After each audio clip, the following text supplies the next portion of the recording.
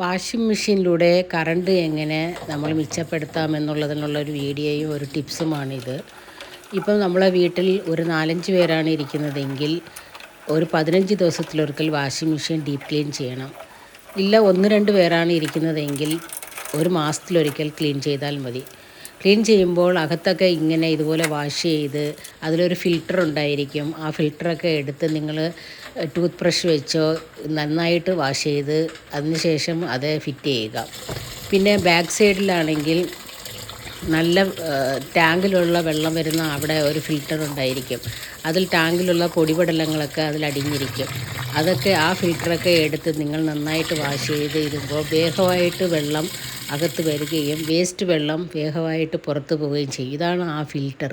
ആ ഫിൽറ്റർ എടുത്ത് നന്നായിട്ട് ബ്രഷ് വെച്ച് അത് ക്ലീൻ ചെയ്തിട്ട് ഇതാ കണ്ടില്ലേ എന്തുമാത്രം ഡസ്റ്റാണ് ഇരിക്കുന്നത്.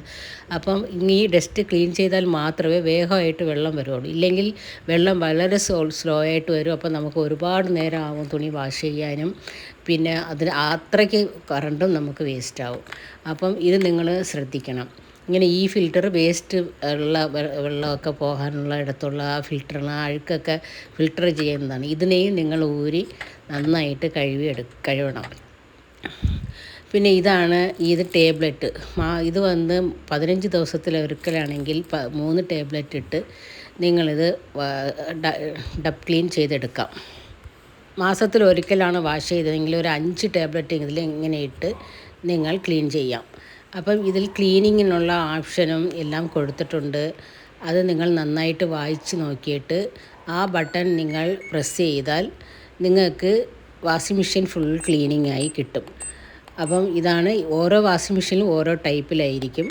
ഈ വാഷിംഗ് മെഷീനിൽ ഇങ്ങനെയാണ്. അത് നിങ്ങൾ വായിച്ച് നോക്കുമ്പോൾ നിങ്ങൾക്കറിയാം.